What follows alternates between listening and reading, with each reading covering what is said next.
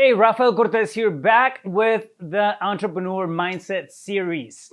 Let's talk about analysis paralysis. What does that even mean? What is that? Is that a real thing? Is that something that people go through? Absolutely. Absolutely, yes. And it really happens when people are confused. They get to a point, and I'll speak for myself on this, right? I've gotten analysis paralysis quite a few times before.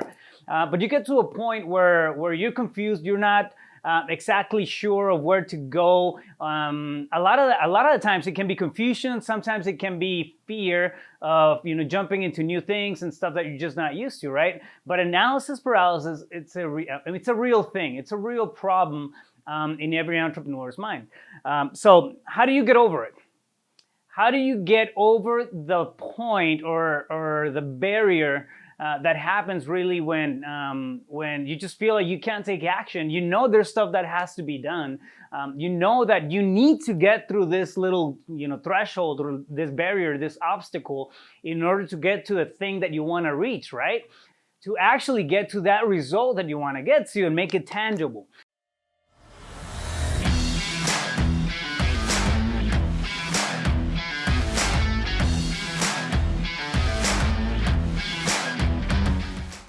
Here's the thing, analysis paralysis can be a result of multiple different things, right? It can be fear, it can be self-doubt, it can be, whether you're questioning, even worthiness, at some point.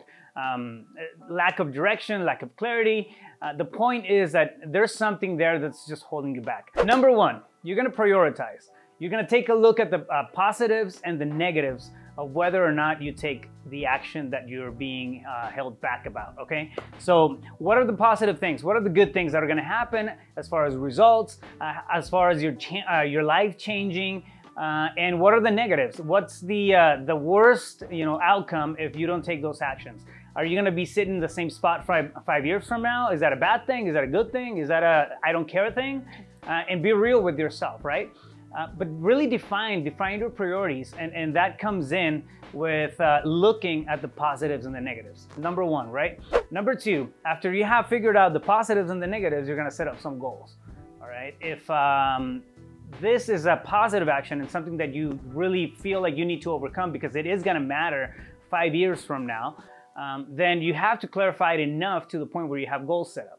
So set up your goals and expectations and link them to the actions that you need to take, right, to get you to that point. Now, once you have set up your goals and once you have set up your actions, the whole thing may be a little daunting. It may be a big, project. It may feel like something that's unattainable. It may feel like something that's way out of your reach, or you don't have the skill set for it, and it still, may look like it's a scary thing to tackle on, right? That's still part of analysis paralysis, because you're thinking, what if I fail? What if I don't do this? What if this happens? What if this? What if that? What if? And it's all bullshit, because at the end of the day, the worst thing that can happen is you not getting to that result, right? Which you don't have right now. So you're in the worst spot possible, really, when you're looking at making progress through activity and you're not taking those actions, all right? So if you look at the grand scheme of things, you not taking action is really one of the worst possible outcomes. And that's already happening. So what do you have to lose, right? When the actions feel like they're big, or they're heavy, they're daunting, and confusing at times, chunk them down. You have to break them down into smaller pieces and actionable steps, okay? So this is where planning comes in, all right? Yes, you're overthinking, you're doing a lot of that's holding you back, but planning is different, all right? Planning is actually you laying out the steps and the foundations for the actions that you need to take. So once you have, step one, step two, step three, step four, all the overthinking is gonna have to go out the window. Why? Because there is no logical reason why you should be holding back when you have step one, step two, step three, and step four laid out, right? So chunk them down, break them down into pieces, and they're gonna feel like they're less challenging actions for you to take. Number four, massive imperfect action. All right, do not look for perfection. Perfection does not work. Even if you reach perfection, it's gonna change tomorrow, because everything around us changes. Society changes, the economy changes, friendships change, goals change. There's new challenges, there's old challenges that don't matter anymore.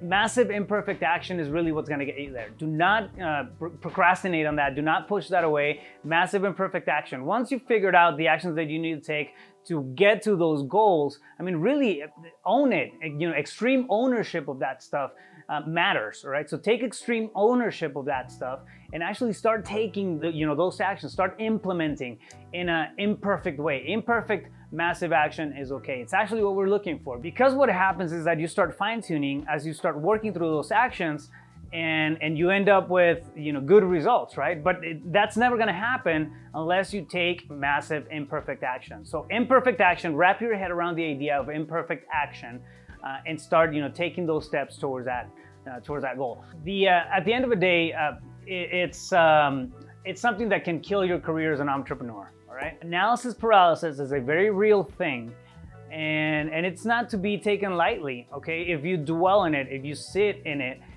your drive, your motivation, your excitement about anything in particular starts to fade away. Okay, it's like lighting a dynamite stick. You have that period of burn until it explodes, right? What's going to happen is that whatever is driving your excitement is going to pop and it's going to be gone. You have to take advantage of that euphoria stage. You have to take advantage of that period where you just want to crush things and you want to make it all happen. And if you get caught in analysis paralysis during that timeline, whatever your dream is, whatever your accomplishment, the thing that you want to get to, the thing that you want to reach, that result that you want, that life changer that you're looking for, it's gonna fade away. It's gonna fade away. Why? Because analysis paralysis is gonna kill it. And last but not least, we're gonna look for some healthy pressure, all right? So give yourself a reward. Whenever you get over that analysis paralysis, whatever is holding you back, if it's making the phone calls, if it's thinking too much about a particular action, whenever that obstacle is overcome, give yourself a healthy reward, all right? What we're looking for here is healthy pressure. All right, at a subconscious level, healthy pressure works very well because now you're picturing the successful outcome of what you hadn't been able to do. So if that's 20 phone calls, sitting there and then making 20 phone calls, give yourself the afternoon. I don't know, do something that you enjoy, that it's going to be a reward for taking over that obstacle that was holding you back. But you have to put yourself under some type of healthy pressure. Make that either a personal reward, some healthy competition, something like that. But there, again, when it comes down to analysis paralysis, which is a very, very real thing, you have to approach it almost strategically, right? Something like that is not, it's hardly ever overcome just by sitting there and then thinking more about it. So action really is what's going to cure it. Massive imperfect action is what's going to get you over that analysis paralysis.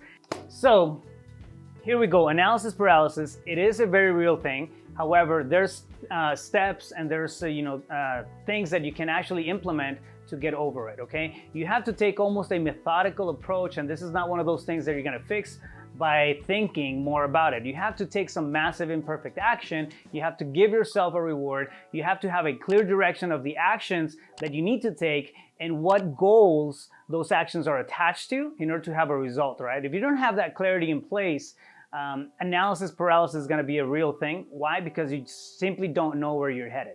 All right, so get that stuff in place. Take a lot of massive imperfect action. Stay focused. You got this.